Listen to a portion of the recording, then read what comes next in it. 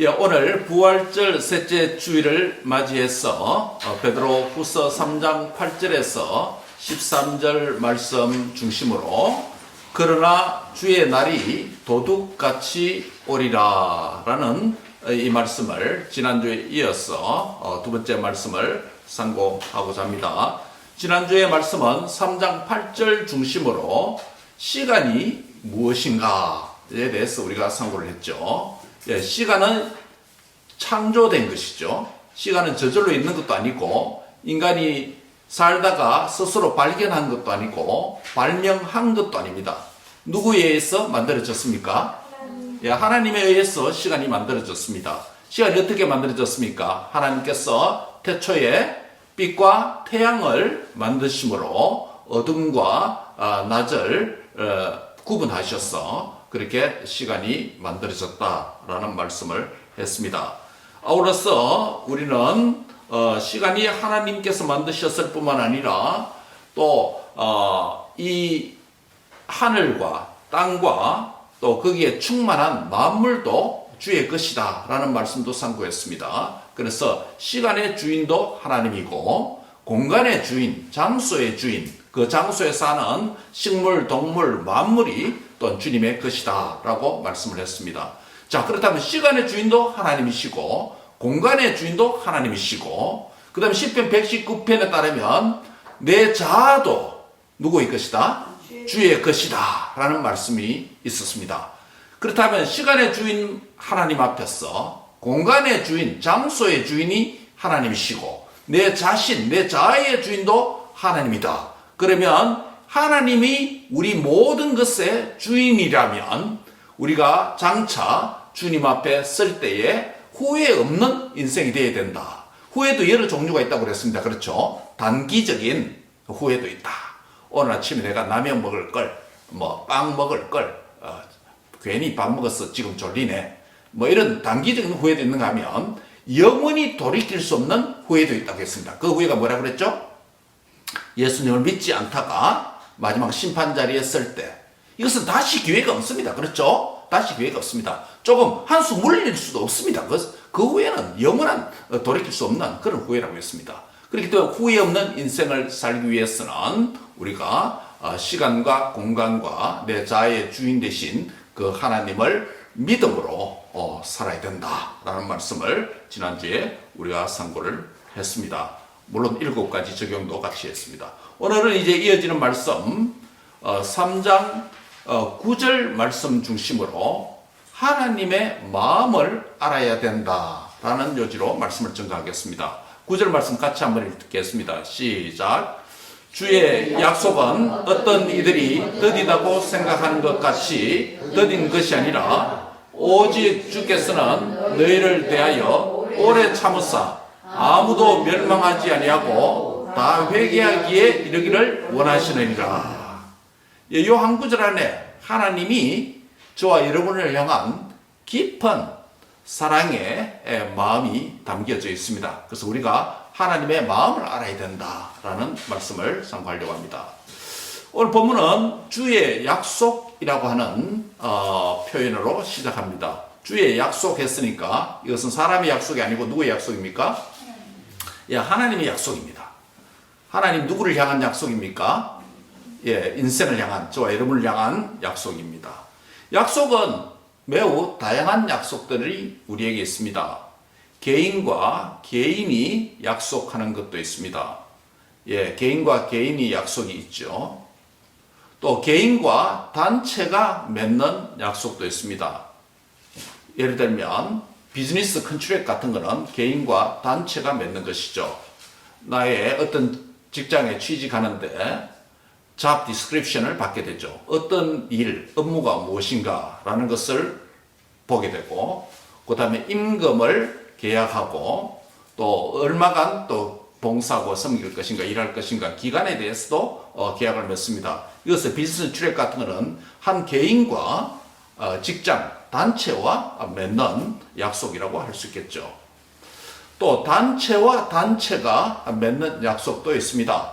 두 컴퍼니가 합병한다든지 또 국가가 국가 사이에 조약을 맺는다든지 이런 것은 단체와 단체가 맺는 약속이라고 할 수 있겠죠.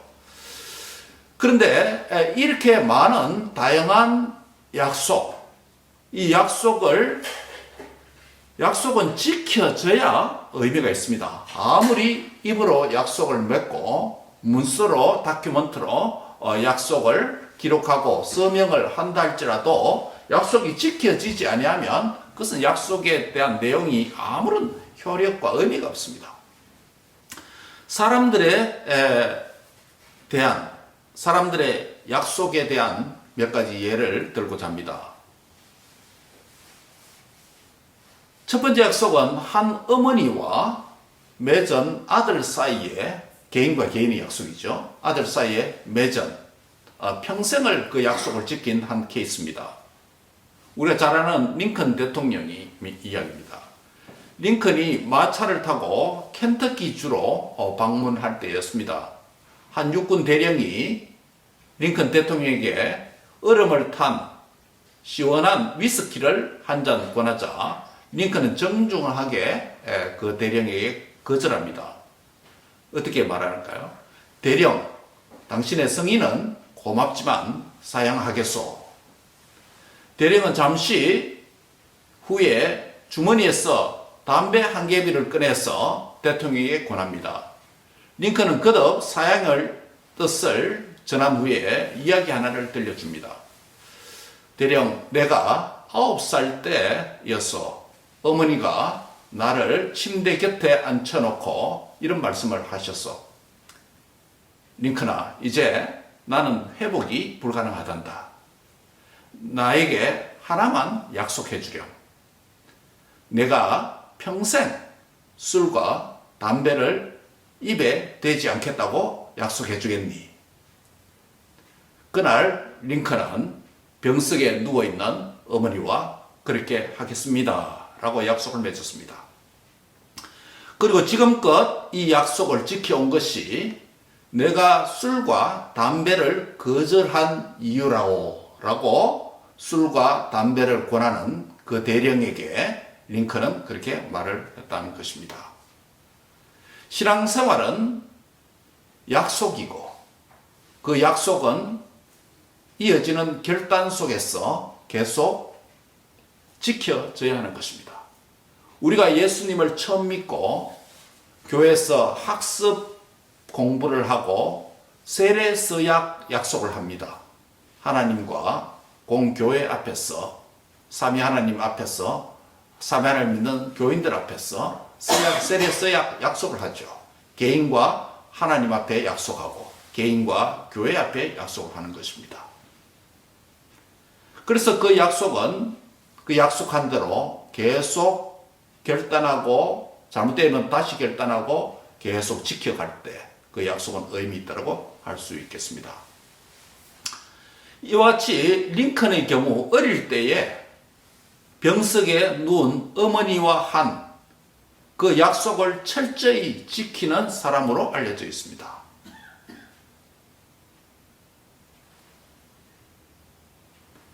한 아들도 존경하는 어머니와 맺은 약속이 지켜져야 되는 줄 알고 지켜질 때 어머니의 명예와 또 어머니와 함께 지킨 그 약속이 지켜질 때 내가 어머니를 존경하는 것이라고 하는 그런 마음으로 평생 지켰지 않겠습니까? 두 번째 약속 이야기는 약속을 지켜지는 경우도 있지만 약속을 깨는 한 예를 들으려고 합니다. 약속을 자꾸 깨고 지키지 못하고 파기하는 사람은 기피 인물이라는 꼬리표가 붙게 됩니다. 구한말에 캐나다 선교사 J.S. 게일이라고 하는 선교사가 있습니다. 제가 영상도 우리 사이트에 한번 올린 적이 있는데요. 게일은 1888년 한국에 와서 선교 사역으로 헌신하고 있었습니다. 그는 약속 이행을 당시 조선 사람들에게 강조했습니다. 여러분, 약속 지키지 않는 것, 약속을 불이행하는 것은 빚과 같은 것입니다 라고 설파를 했습니다. 부채, 빚, 부채를 갚아야 할 날이 자꾸 연기되고 또 연기한다면 뭐가 늘어납니까? 이자가 자꾸 늘어나게 되겠죠. 이자가 늘어나게 되면 나중에는 원금뿐만 아니라 금액이 넘고서 감당하지 못할 수준에 이르게 됩니다. 그러면 결국 법정에 쓰게 되고 그 다음에 재판을 받아서 신용 등급이 완전 다운이 되고 기피 인물로 기록되어서 더 이상 사회에서 신용할 수 없는 존재라는 그런 딱지가 붙게 되집니다. 그래서 어디 가서 카드도 못 만들고 빚도 낼 수도 없고 차용도 할 수 없고 사회에 이 신용이 불량자로 찍히게 되는 것이죠. 그게 투명한 사회일수록 또 깨끗한 사회일수록 더 그렇게 효력이 되겠죠. 두 가지 우리 사회에서 맺고 지켜져야 되고 또 지켜지지 못하는 케이스에 대한 두 가지 약속의 예를 여러분에게 설명했습니다. 사람과의 약속, 개인과 개인이든 개인과 단체이든 단체와 단체의 약속이든 약속은 지켜질 때 의미가 있습니다. 첫 번째 케이스처럼 사람과의 사람, 개인과의 약속이 어머니를 존경하고 사랑하는 그 마음으로 한 아들이 어릴 때 병석에 누운 어머니와 맺은 그 약속이 대통령이 되어서 성인이 되어서 공무를 집행하는 가운데 수많은 유혹과 도전과 챌린지 앞에서도 어머니를 사랑하는 마음으로 존경하는 마음으로 평생 입에 술과 담배를 대지 않겠다고 경건하게 살겠다고 한 그 약속을 지켰습니다. 그러나 어떤 케이스는 약속을 어겨서 사회의 신용 불량자로 낙인을 찍히는 경우도 있습니다. 사람과의 사람 사이에 맺은 약속도 약속을 맺은 당사자 어머니에 대한 깊은 사랑과 존경의 발로에서 그 약속이 지켜졌다면 오늘 본문 주의 약속이라고 일컬어지는 하나님의 약속은 약속의 당사자인 사람인 저와 여러분은 하나님의 존경을 받는 자도 아니고 허물과 죄로 인해서 하나님과 원수된 자인데도 불구하고 죄인인데도 불구하고 하나님은 약속을 맺으셨을 뿐만 아니라 그 약속을 깨지 아니하고 한결같이 지키신다라는 의미를 말씀하고 있습니다. 때로 사람은 하나님과 믿는 신실한 언약을 맺었음에도 불구하고 그 언약의 말씀대로 지키지 못하고 순종하지 못하고 살지 못할 때도 있습니다. 약속 맺었음에도 불구하고. 그렇죠? 그럼 우리가 뭐 하게 됩니까? 하나님 앞에 다시금 회개하게 되죠. 그러면 우리 하나님께서 다시 우리를 받아주시죠. 그러나 하나님은 우리가 맺은 약속을 맺은 하나님은 우리가 존경하고 사랑해야 될 뿐이지만 하나님 편에서도 우리를 볼 때 물론 하나님 우리 죄인들 사랑하시죠. 그런데 어디까지나 죄 때문에 허물로 죽은 하나님과 원수된 자인데도 불구하고 당사자가 신용 불량자인데도 불구하고 우리와 약속을 지키기에 영원토록 기뻐하시는 분이다. 그분께서 지금 주의 약속을 맺으셨다라는 말씀을 하고 있는 것입니다. 하나님의 약속은 그러므로 지켜진다 안 지켜진다? 반드시 지켜진다 아니다? 반드시 지켜진다는 것입니다. 그런 의미에서 오늘 이 표현이 구약에 있는 어떤 표현과 비슷한 구절인지 아십니까? 구약 성경 가운데서 히브리어로 된 구약 성경이 헬라어로 번역한 성경이 뭐죠? 70인역이라고 하는 성경이 있습니다. 그 70인역에 사용된 헬라어 표현을 보면 오늘 베드로후서 3장 9절에 있는 헬라어로 된 이 구절과 매우 비슷한 표현이 있습니다. 어떤 구절인지 아십니까? 구약 선지서인 하박국 2장 3절을 한번 보시기 바랍니다. 하박국 2장 3절에는 보면 이런 표현이 있습니다. 이 묵시는 정한 때가 있나니 그 종말이 속히 이르겠고 결코 거짓되지 아니하리라. 비록 더딜지라도 기다리라. 지체되지 않고 반드시 응하리라, 이루리라 라는 말씀이 있습니다. 오늘 우리 본문과 매우 비슷한 본문이에요. 그런데 베드로 사도가 오늘 3장 본문에서 왜 하박국 2장 3절과 매우 비슷한 표현을 여기서 사용할까요? 그렇다면 하박국 2장 3절에 있는 역사적 배경과 문맥을 좀 알 필요가 있습니다. 하박국서가 기록될 때 어떤 배경이냐면 당시에 아수르 민족이 일어나서 번창한 제국을 형성해서 나중에 누구를 멸망시킵니까? 북쪽 이스라엘을 BC 722년에 멸망시킵니다. 남쪽 유다의 입장에서 보면 어떻습니까? 북쪽이 거대한 제국 아수르에 의해서 하나님 백성, 우리와 형제의 나라인 북쪽 이스라엘이 아수르에서 멸망했다. 유다가 이걸 본 건 아닙니까? 본 건 아닙니까?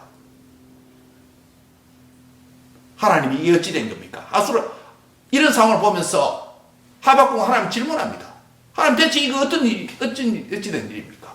어떻게 하나님을 모르는 할례받지 못한 이방민족, 이방신을 섬기는 이방민족이 하나님의 백성을 죽이고 멸망시키고 파멸하고 포로로 잡아갑니까?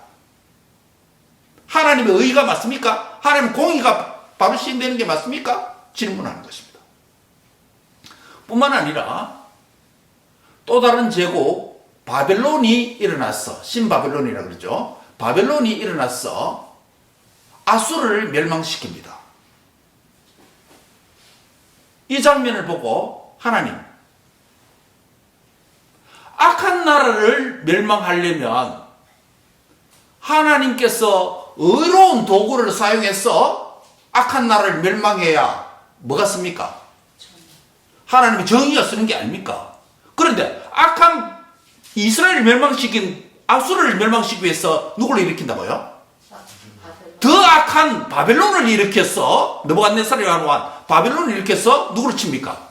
아수르를 멸망하는 거. 이게 하나님의 정의입니까? 하나님 살아 계십니까? 하나님 정의가 율법이 지금 바로 시행되는 거 맞습니까? 그게 하박국의 질문이에요. 나중에 그 바벨론도 누구를 칩니까? 유다, 남쪽 유다를 쳐서 멸망시키는 것입니다. 이런 상황을 하나님이 행하시는 이런 일들을 하박국이 보면서 하나님 앞에 질문하는 거예요. 하나님 정의가 맞습니까? 하나님의 율법과 공의가 삐뚤어진 것 아닙니까? 그러면서 하박국이 성루에 올라가서 기도합니다. 하나님의 응답을 받습니다. 그래서 응답 받는 게 하박국 2장 4절 아닙니까? 뭐라고 말합니까? 나의는 믿음으로 말미암아 살리라. 하나님께서 반드시 뜻이 있다. 정의를 행한다라는 것입니다. 그러면서 하박국 2장 3절이 이 말씀입니다. 이 묵시는 뭐가 있다? 정한 때가 있다. 하나님의 때가 있다는 거예요. 그리고 그 종말이 속히 이를 것이다. 이방나라 아수르 바벨론이 창궐하고 정의가 굽어 보이지만 하나님의 정의가 실현되는 때는 반드시 속히 온다. 결코 거짓되도 아니하다. 거짓되지 아니하다. 비록 뭐 할지라도 더딜지라도 너희는 뭐하라? 기다리라. 지체되지 않고 반드시 뭐한다? 응하리라. 사실 이 말씀 하박국이 하나님으로부터 들었던 이 말씀대로 아수르가 멸망했습니까? 안 멸망했습니까? 멸망했습니다. 누구에 의해서? 바벨론에 의해서 멸망됐습니다. 바벨론이 유다를 쳤지만은 바벨론이 누구에 의해서 멸망됩니까? 페르시아 바사왕에 의해서 멸망됩니다. 멸망됩니다. 그래서 534년 고레스가 대칙령을 발사합니다. 너희가 가도 좋다. 해방을. 그래서 유다의 민족이 다시 돌아오게 됩니다. 남은 자들이 돌아오게 되죠. 즉 하박국의 2장 3절에 말씀하신 이 말씀대로, 이 예언의 말씀대로, 주님의 약속대로 그 약속이 이루어졌습니까? 안 이루어졌습니까? 이루어졌습니다. 너무나도 확실하게 이루어졌어요. 확실하게 역사적으로 이루어진 이 사건을 염두에 두고 이 표현을 가지고 베드로 후서 3장 8절에서 베드로가 지금 이렇게 말하는 거예요. 뭐라고 말합니까? 주의 약속은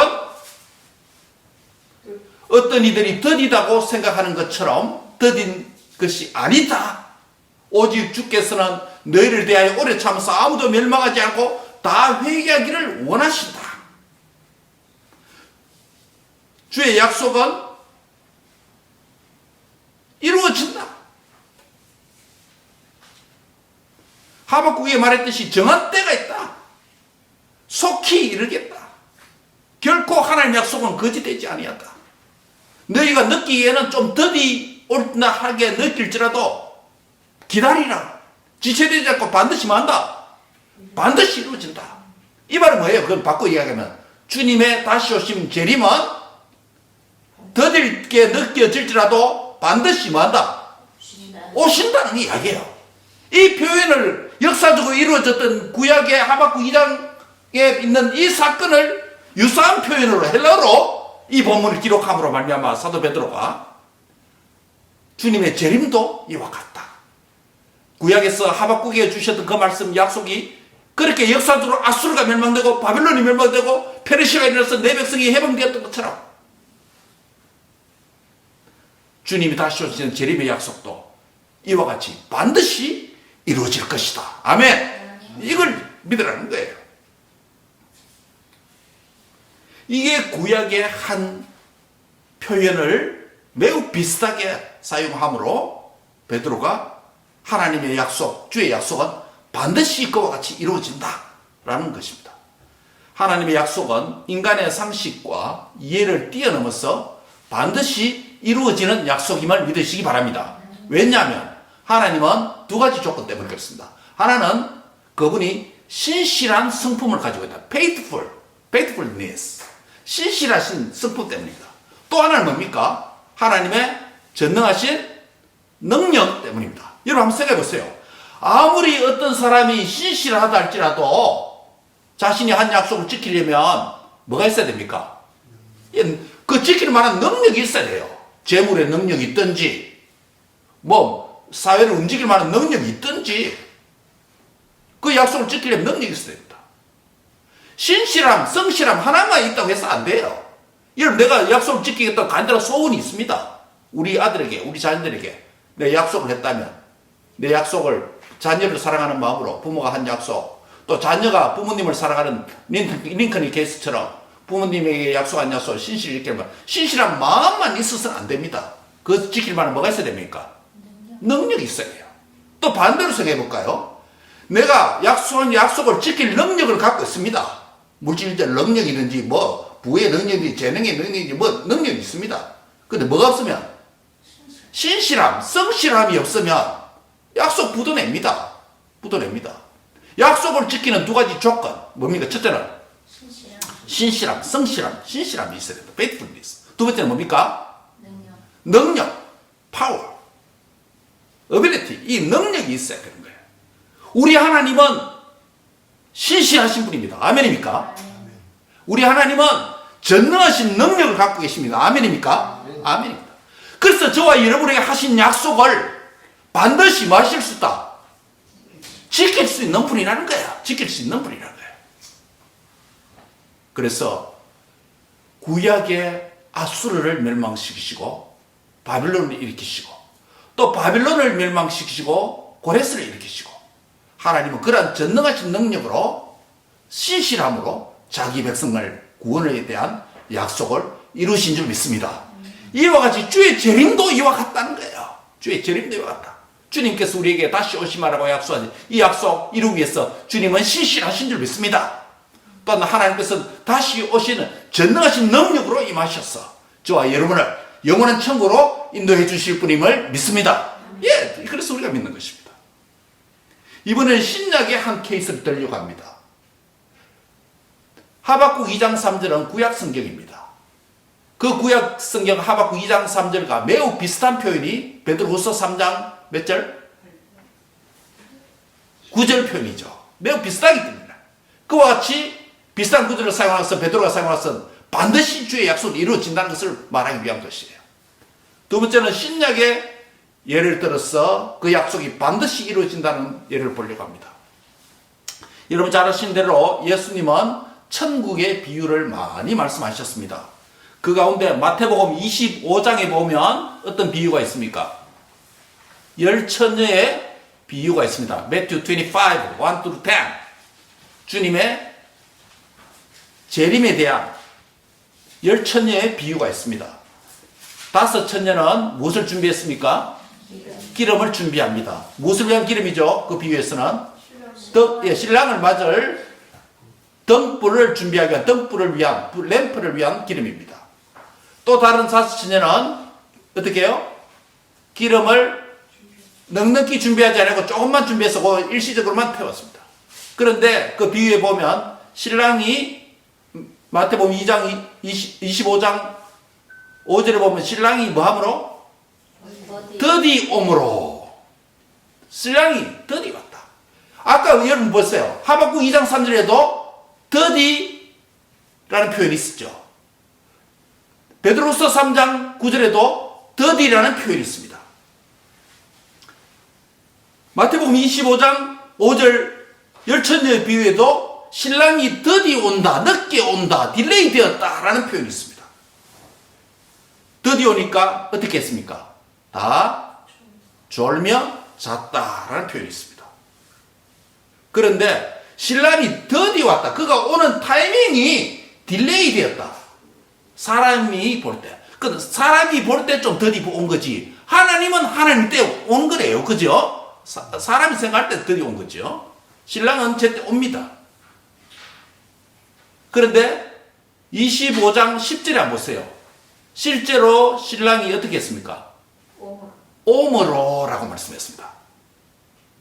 이 비유에서 우리가 분명한 사실을 몇 가지 발견합니다. 첫째는 신랑이 사람이 생각하기에 늦게 올 수 있다라는 이야기예요. 두 번째는 늦게 왔지만은 반드시 뭐 했다? 반드시 오셨다라는 사실이에요. 이 비유에서.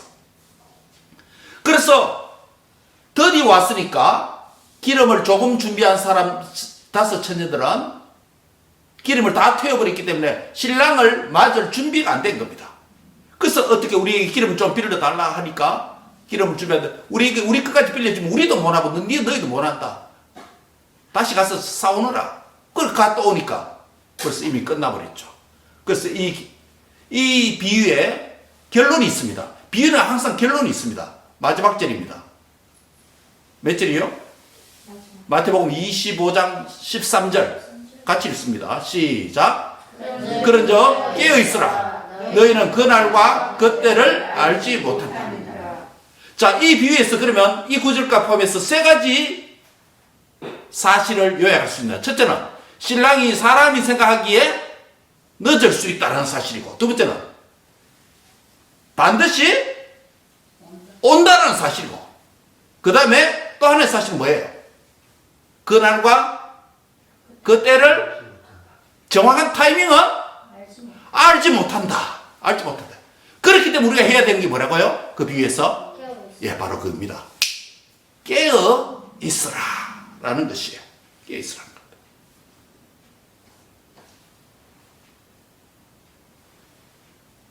사랑하는 성도 여러분, 주님의 재림 약속은 사람의 약속과 달라서 반드시 이루어집니다. 믿습니까? 뭐 때문입니까? 두 가지 때문입니다. 하나는 그분의 신실하심 때문이고, 또 하나는 전능하신 능력 때문에 자기 때에 하나님 때 오십니다. 이것을 역사적으로 증명하기 위해서 하박국 2장 3절에 있는 역사적 사건과 성취된 사건과 매우 비슷한 헬라어 표현을 사용하므로 주님의 재림도 반드시 이루어진다는 것을 강조하고 있습니다. 열천녀 비유에서도 주님은 사람 생각하기에 좀 더디 올 수 있다. 늦게 올 수 있다. 이걸 한번 생각해보세요. 당시에 예수님의 제자들에게 예수님께서 천국 비유를 가르치면서 내가 다시 오겠다고 약속하지 않았습니까? 1세기 교회 베드로가 이 말을 할 때는 예수님이 오신 재림이 좀 더디 올 수 있다는 것이 1세기 교회 교인들 사이에 인식되고 좀 보편화되어 있지 않겠습니까? 근데 그 가운데서 누가 등장했냐면 주님의 재림 약속을 비웃는 스코퍼, 비웃는 자들이 등장합니다. 야 봐라, 지금 예수님 부활 승천하신 후에 지금 초대교회 베드로 서신이 있으실 때 적어도 몇십 년이 흘렀는데 예수님 오셨나 안 오셨나? 안 오셨거든. 그러니까 그리고 지금 이 땅에 대가는 꼬라지를 한 봐라. 우리가 이렇게 압제를 받고 있고 우리가 이렇게 서로 미워하고 곳곳에 전쟁이 나고 이런데 주님 오실 김이 보이나? 주님의 재림 약속에 대한 스카퍼스, 비웃는 자들이 1세기 교회에 등장한 겁니다. 뭐 때문에요? 사람들이 생각할 때 주의 약속이 더디 됐기 때문에 늦어지고 딜레이 되는 것처럼 보였기 때문에. 이건 오늘 그로부터 다시 1세기 교인들도 이런 마음을 가졌다면 21세기 사고 있는 얼마나 시간이 흘렀습니까? 1세기 교회부터 지금까지 2000년이 지났잖아요. 지금 초대교회 교인들도 비웃는 자들이 있었는가 하면 2000년이 지났는데도 아직 주님 안 오셨네. 성경 말씀을 그러니까 지진이라고 난리가 나고 뭐 전쟁이 나고 징조들 많이 했는데 그것은 많이 일어나긴 했는데 주님은 이쯤 안 오셨잖아. 성경 거짓말이잖아. 믿는 성도도 주님 안 오신다. 야, 안 오신다. 그냥 우리가 여기서 그냥 믿다가 우리가 죽어서 천국 가면 된다. 이렇게 재림을 비웃는 자들이 교회 안에 생기게 되겠다는 거예요. 우리 가운데도 그럴 수도 모릅니다.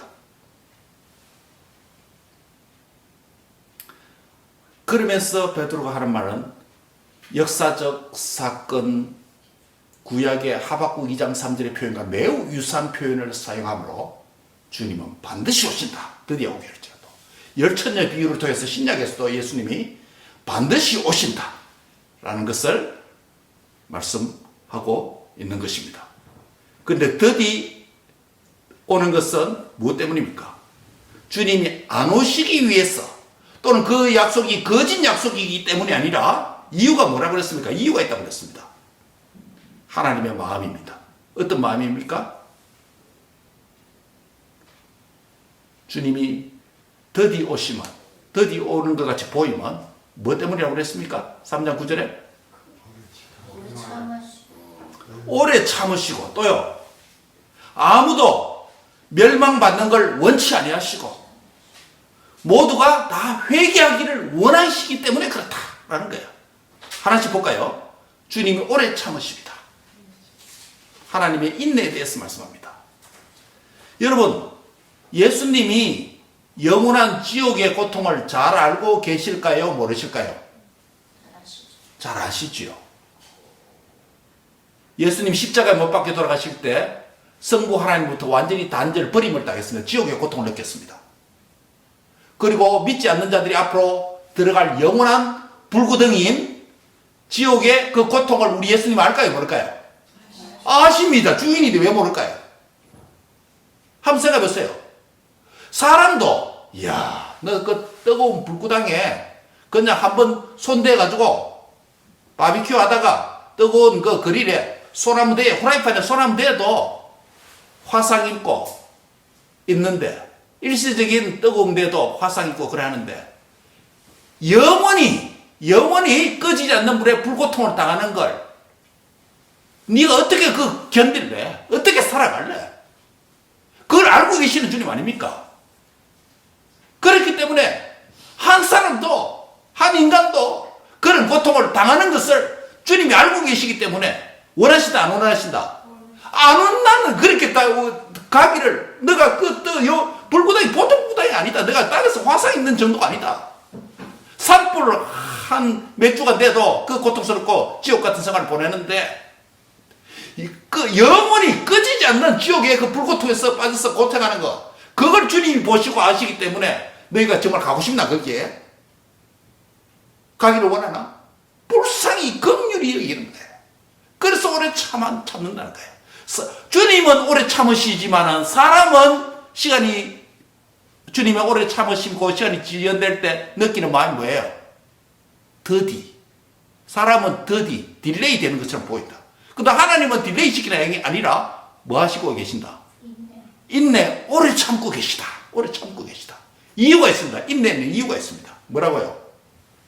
아무도 멸망받는 것. 그 불구덩이에 영원토록 가서 고통스럽게 사는 걸 주님이 원치 않아 하신다는 거예요. 물론 만인 구원서를 말하는 거 아니에요. 주님의 택한 자녀들이 한 사람도 지옥에 가서 화상 조금 있는 정도가 아니고 영원히라는 거 한번 생각해보세요. 100년도 길다고 생각되는데 영원히 불고통에서 당하는 거 그거 원치 않아 한다. 그러면 어떻게 됩니까? 이 조건이 있습니다. 뭐합니까? 회개를 해야 된다는 거예요. 회개를 해야 된다. 회개할 기회가 있다는 거예요. 영원히 돌이킬 수 없는 후회가 바로 회개할 수 없는 기회입니다. 그러나 이 땅에 사는 날 동안에 회개함으로 자신의 허물과 죄를 인정하고 회개함으로 예수님을 믿음을 통해서 영원한 불고통에 가지 아니하고 영원한 천국에서 살기를 우리 주님께서 원하시는 줄 믿습니다. 그게 저와 여러분을 향한 주님의 약속이고 약속이 들이 오는 것처럼 지겨운 것 같지만은 주님이 우리를 위한 오래 참으시는 이유 때문에 그렇다는 것입니다. 말씀을 맺습니다. 하박국의 예언이 성취되었습니다. 역사적으로 성취되었습니다. 이루어졌습니다. 예수님의 열처녀 비유의 말씀도 반드시 신랑이 오신다는 것을 강조하고 있습니다. 이 두 사실에서 오늘 본문에 근거할 때 진리는 이것입니다.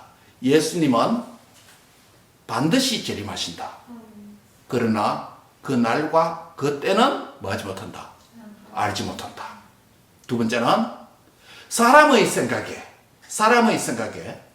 주님의 재림이 더디 오는 것 같이 느껴질 수는 있다. 그러나 사실은 시간을 부도내고 약속을 어기는 거고 깨는 게 아니라 신용불량자가 되시는 것이 아니라 우리 주님은 뭐하고 계신다? 오래 참고 계신다. 참는 데는 이유가 있다. 아무도 지옥 고통에 들어가기를 원치 아니하고 다 마기를 원하신다. 회개하고 예수님 믿기를 원하신다는 것입니다. 사랑하는 성도 여러분, 이 땅에서 저와 여러분 다시금 우리의 신앙을 확인하고 점검하시기 바랍니다. 우리 예수님도 저와 여러분을 긍휼히 여기셔서 한 사람도 뜨거운 불못에서 영원토록 가기를 원치 않는 그런 마음으로 천국 복음을 설파하셨다면 목사인 저도 지금 뜨거운 심령으로 우리 성도들 가운데 한 사람도 교회 마당만 밟고 돌아가는 자가 되지 말고 정말 예수님을 인격적으로 만났어 회개하고 예수님을 믿음으로 말미암아 하나님의 자녀가 되었어 영원한 불구덩이 들어가는 게 아니라 영원한 천국으로 다가는 복된 인생이 되시기를 바랍니다. 아멘. 주의 날은 반드시 오십니다. 그날과 그 시는 알지 못합니다. 우리가 사람의 생각에는 더디 오는 것 같이 느껴질 수도 있습니다. 그러나 주님은 저와 여러분을 향해서 오래 참고 계십니다. 이유가 뭐라 그랬죠? 한 사람도 지옥의 멸망을 당하기 원치 않냐고 모두가 다 마기를 원하신다. 회개하고 믿기를 구원받기를 원하신다. 주님의 이 마음과 이 사랑을 깨닫고 주님을 향한 믿음의 기름을 준비하는 지혜로운 다섯 처녀가 되기를 바랍니다. 믿음을 준비할 뿐만 아니라 사명의 기름을 준비해서 주의 뜻대로 살아가는 지혜로운 다섯 처녀가 되기를 바랍니다. 미국의 한날에 신랑 되신 우리 주님께서 구름 타고 영광 가운데 다시 오실 때 그 신랑 되신 주님을 맞이해서 영원로운 혼인잔치에서 새 하늘과 새 땅에서 영원토록 주님과 더불어 주님의 신부가 되어서 영원토록 살아가는 영생의 복이 오늘 여기에 모인 저와 여러분에게, 우리의 모든 자녀손들에게 한 사람도 열애의 자 없이 그런 구원의 은혜에 동참하는 복이 있기를 주의 이름으로 축원합니다. 축원합니다. 아멘. 기도하겠습니다. 하나님 아버지 감사합니다. 베드로후서 3장 9절에 이 표현을 사용함에 있어서 구약 성경에서 아수르 멸망과 바벨론 등극과 바벨론 멸망과 이스라엘의 구원과 관련된 가장 유사한 표현인 하박국 2장 3절과 같은 표현으로 오늘 베드로 3장 9절을 사도 베드로가 표현할 때는 구약 역사가 이루어지고 이스라엘의 구원이 이루어졌던 것처럼 오늘 하나님의 택한 자녀들의 구원이 주님의 재림을 통해서 반드시 성취되고 주의 약속이 이루어질 것이라는 것을 강조하는 것인 줄 믿습니다. 또한 열천녀 비유를 통해서 주님은 신랑은 반드시 오시고 사람이 생각할 때 드디어 오는 것 보이지만은 그러나 주님은 오래 참고 우리 모두가 회개하고 구원받기를 원하는 사랑의 마음 때문인 줄 알게 해 주옵소서. 마지막에 영원한 돌이킬 수 없는 후회의 자리에 서지 말게 하시고 이 땅에서 우리 모두가 예수님을 나의 구주, 나의 하나님으로 영접하기를 원합니다. 인격적으로 주님을 만나서 주님을 예배하면서 살아가는 우리 자신과 우리의 자녀손들이 되기를 원합니다. 믿음의 기름을 다 준비하는 다섯 처녀처럼 되게 하여 주옵소서. 뿐만 아니라 주의 뜻을 깨닫고 사명자로 살아가는 사명의 기름을 준비하는 다섯 처녀와 같은 지혜로운 등불을 가진 자들이 되도록 축복해 주옵소서. 그래서 우리의 주님이 다시 오실 때 신부로서 영원로운 혼인잔치에 참여해서 영원토록 새 과 새 땅에서 어린 양의 신부로 살아가는 행복한 소망을 꿈꾸며 살아가는 믿음의 성도들 다 되도록 축복하옵소서. 예수님의 이름으로 기도합니다. 아멘.